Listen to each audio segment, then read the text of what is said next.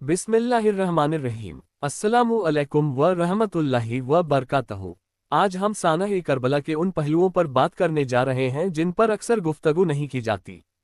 हजरत इमाम हुसैन रज़ी अल्लाह अन्हु की कूफा आमद के पस मंजर में किन लोगों का किरदार था? क्या वाकई आप जंग के लिए आए थे या सिर्फ इस्लाह के लिए?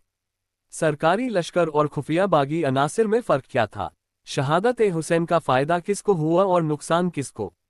और एक निहायत अहम सवाल, क्या हजरत उस्मान गनी रज़ी अल्लाह अन्हु और हजरत हुसैन रज़ी अल्लाह अन्हु की शहादतों में कोई तारीखी मुशाबहत है? आज के इस तफसीली जायजे में हम अम्मार दहनी और अबू मुखनफ जैसे कदीम रावियों की रोशनी में इन सवालों के जवाब तलाश करेंगे। लिहाजा अगर आप भी इन तारीखी सच्चाइयों को जानना चाहते हैं जिन्हें वक्त के पर्दे में छुपा दिया गया, तो वीडियो को आखिर तक जरूर देखिए।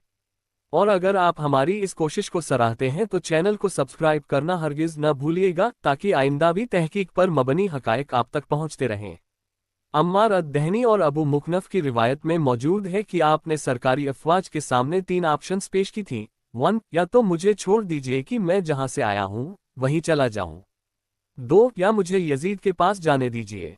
3, या किसी सरहद की तरफ चला जाने दीजिए। इनसे भी मालूम होता है कि आपका कोई इरादा बगावत या जंग का न था। सानह करबला के जिम्मेदार कौन लोग थे?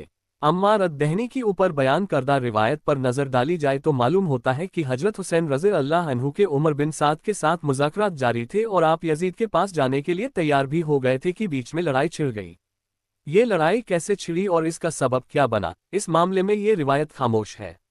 अलबत्ता इस रिवायत में हजरत हुसैन रज़ी अल्लाह अन्हु के बाज़ अल्फाज ऐसे बयान हुए हैं जिनसे कुछ इशारा मिलता है कि इस जंग के छिड़ने के जिम्मेदार कौन लोग थे। दौरान जंग आपने अल्लाह ताला से फरियाद की, ए अल्लाह, हमारा और इन लोगों का तो इंसाफ फरमा। इन्होंने हमें इसलिए बुलाया कि हमारी मदद करेंगे और अब हम लोगों को कत्ल कर रहे हैं। यह ऐसे अल्फाज हैं जिनके मिस्दाक न तो उमर बिन साद हो सकते हैं और न इब्न ज़ियाद और उसके साथी, क्योंकि इन लोगों ने तो आपको कोई खत न लिखा था।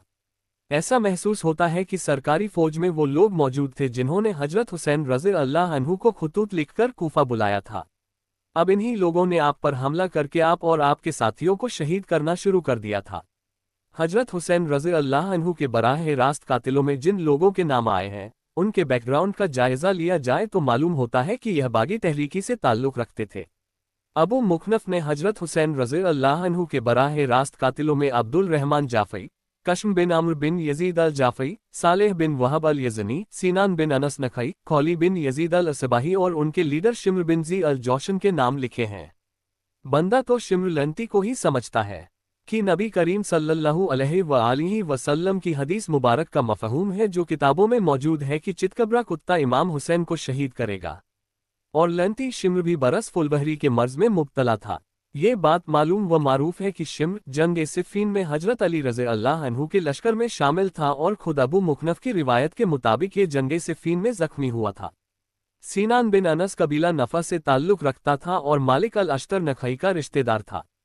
सानह करबला में बागी तहरीक का किरदार क्या था?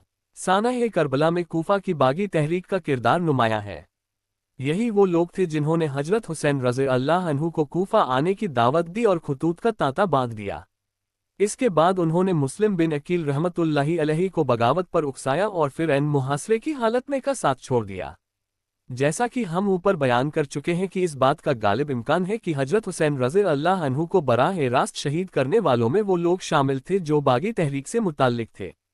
इनमें शिम्र बिन ज़ी अल जोशन का नाम नुमाया है, जो जंग सिफ़ीन में हजरत अली रज़ी अल्लाह अन्हु के लश्कर में शामिल था। हजरत हुसैन ने अपनी शहादत से कुछ देर पहले जो दुआ फरमाई, उससे भी अंदाज़ा होता है कि आपको शहीद करने वाले यही लोग थे। ए अल्लाह, हमारा और इन लोगों का तो इंसाफ फरमा। इन्होंने हमें इसलिए बुलाया कि हमारी मदद करेंगे और अब हम लोगों को कत्ल कर रहे हैं। हजरत हुसैन रज़ी अल्लाह अन्हु की शहादत के नताइज पर गौर किया जाए तो मालूम होता है कि इस शहादत से यजीद को तो कोई फ़ायदा न पहुंचा, अलबत्ता बागी तहरीक की 5 उंगलियां घी में आ गईं। उन्होंने हजरत हुसैन के नाम को खूब कैश करवाया और 4 साल की तैयारी करके आपके नाम पर एक ज़बरदस्त बगावत उठाई।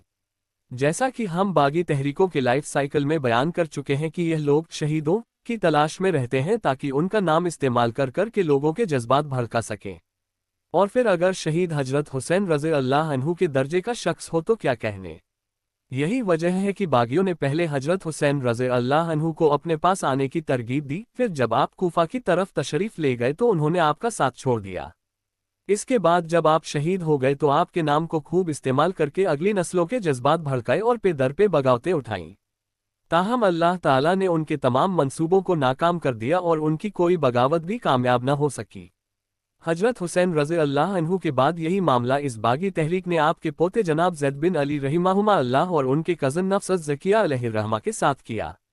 हजरत उस्मान और हजरत हुसैन की शहादतों में क्या मुनासिबत थी? हजरत उस्मान और हजरत हुसैन रज़ी अल्लाह अन्हुमा की शहादतों में बहुत से पहलू मुश्तरक हैं। सबसे पहले ये तकाबुल हजरत अब्दुल्ला बिन अब्बास रज़ी अल्लाह अन्हुमा ने किया था जिस वक्त उन्होंने हजरत हुसैन को इराक जाने से रोका था। आपने फरमाया था, अगर जाना ही ठहरा तो खवातीन और बच्चों को साथ न ले जाए।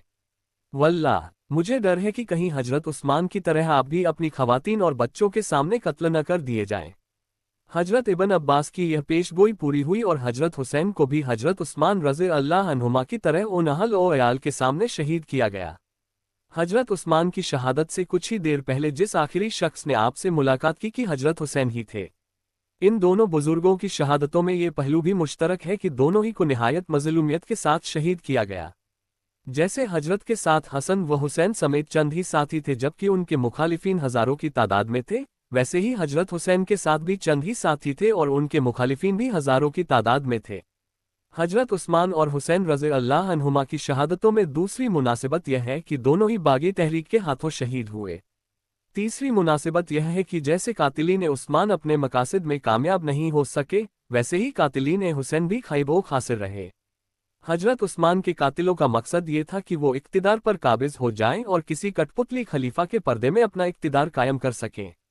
हजरत अली, हसन और मुआविया रज़ी अल्लाह अन्हुम ने उनकी यह ख्वाहिश पूरी न होने दी।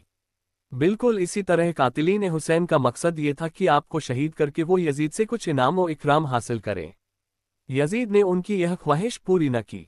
जैसे कातिलीन उस्मान को हजरत मुआविया रज़ी अल्लाह अन्हुमा ने चुन चुन कर गिरफ्तार किया और फिर मुकदमा चलाकर उन्हें मौत की सजा दी, बिल्कुल इसी तरह कातिलीन हुसैन को भी मुख्तार सिकफी के दौर में चुन चुन कर कत्ल किया गया। हजरत उस्मान और हजरत हुसैन रज़ी अल्लाह अन्हुमा की शहादतों में एक मुनासिबत ये भी है कि दोनों के नाम को जंग व जदाल के लिए इस्तेमाल किया गया। नासिबी फिरके ने हजरत उस्मान का नाम लेकर हजरत अली रज़ी अल्लाह अन्हुमा के खिलाफ प्रोपेगेंडा किया, बिल्कुल वैसे ही बागी तहरीक ने हजरत हुसैन रज़ी अल्लाह अन्हु का नाम लेकर बनु उमैया की हुकूमतों के खिलाफ प्रोपेगेंडा किया। हम देखते हैं कि बाद के अदवार में हजरत उस्मान रज़ी अल्लाह अन्हु के नाम पर किया जाने वाला प्रोपेगेंडा खत्म हो गया जबकि हजरत हुसैन रज़ी अल्लाह अन्हु के नाम पर किया जाने वाला प्रोपेगेंडा अब भी जारी है। इस मामले में किसी मखसूस फिरके की इजारादारी नहीं है बल्कि जब भी जिस बागी तहरीक को ज़रूरत पड़ती है तो वो हजरत हुसैन रज़ी अल्लाह अन्हु का नाम इस्तेमाल करती है।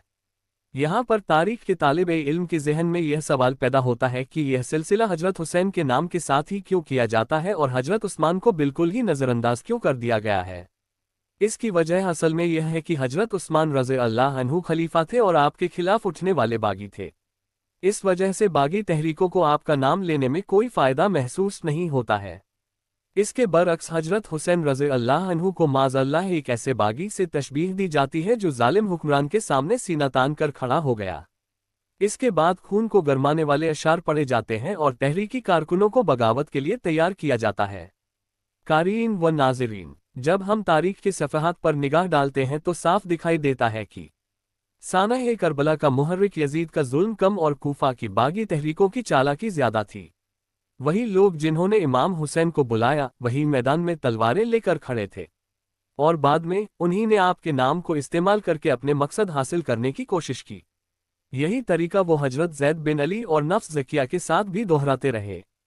हजरत हुसैन और हजरत उस्मान रज़ी अल्लाह अन्हुमा की शहादत हमें याद दिलाती है कि बागी अनासिर हमेशा मज़लूमों के खून को अपने सियासी मफाद के लिए इस्तेमाल करते हैं, लेकिन अल्लाह का निज़ाम ऐसा है कि जालिम कभी कामयाब नहीं होता और शुहदा का मकाम रोज़ क़यामत ही नहीं दुनिया में भी बुलंद हो जाता है। अल्लाह हमें हकीकत को पहचानने और इंसाफ पर कायम रहने की तौफीक अता फरमाए। अगर आपको ये तग़ज़िया पसंद आया हो तो हमारे चैनल को ज़रूर सब्सक्राइब करें और इस वीडियो या मज़मून को शेयर करें ताकि और लोग भी हक़ाइक़ तक पहुँच सकें। जज़ाकमुल्लाहु खैरन। वस्सलाम अलैकुम व रहमतुल्लाहि व बरकातहू।